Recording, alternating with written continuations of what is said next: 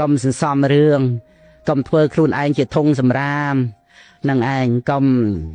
ដុតរលខ្លួនឯងគឺថាត្រូវតែជាអ្នកស្ងប់រងាប់ក៏ណាសំសេចក្តីសពឲ្យខ្លួនឯងហើយដើម្បីជាប្រយោជន៍ដល់អ្នកដទៃគឺប្រមូលសរុបមកក្នុងការដែលយើងស្រឡាញ់អ្នកដទៃកុំរហូតដល់ទៅថ្នាក់បៀតបៀនខ្លួនឯង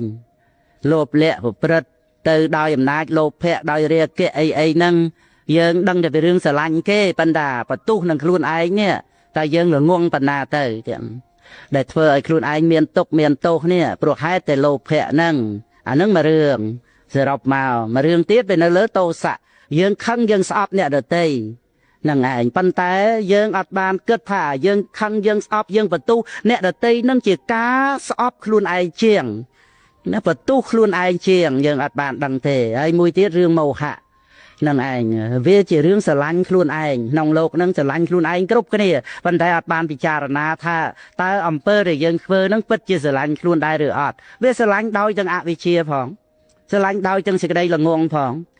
បុគ្គលល្ងងខ្លៅជាកំពូលសត្រូវជាមួយនឹងខ្លួនឯងដូច្នេះយើងស្រឡាញ់ខ្លួនយើងកុំខ្ជិលស្ដាប់ធម៌យើងកុំខ្ជិលរៀនយើងកុំខ្ជិលអប់រំអាហ្នឹង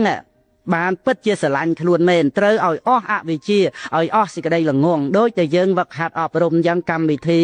គឺព្យាយាមណាឧស្សាហ៍ទាំងបានតាមនឹងបើមិនអញ្ចឹងអាចថាតម្រុនអាចថាអីចឹងទៅធ្វើឈឺធ្វើអីខ្ជិលមកស្ដាប់ខ្ជិលមករៀនអីចឹងទៅហ្នឹងឯងអាហ្នឹងគឺស្រឡាញ់ខ្លួនឯងហ្នឹងស្រឡាញ់ដោយទាំងសេចក្តីល្ងងហើយអាណិតមោហៈនឹងឯងអាណិតអវិជ្ជានឹងហើយដូច្នេះគឺសរុបមក3ធម៌ដែលរៀបរាប់ច្រើនទៅទៀតគឺនៅតែ3ហ្នឹង